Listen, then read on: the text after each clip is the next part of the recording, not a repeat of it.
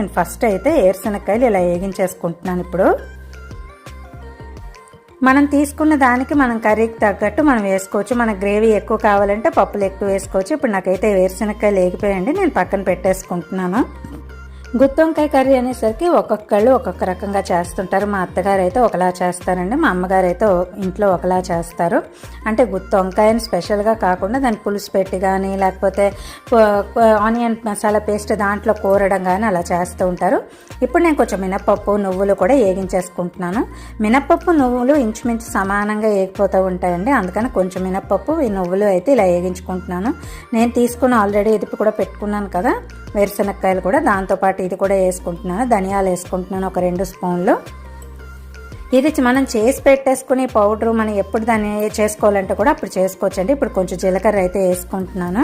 ఇది ముందుగా మనం పౌడర్ చేసుకుని పెట్టుకుని కూడా మనం వేసుకోవచ్చు. ఒక 2 దాల్చిన చెక్కలు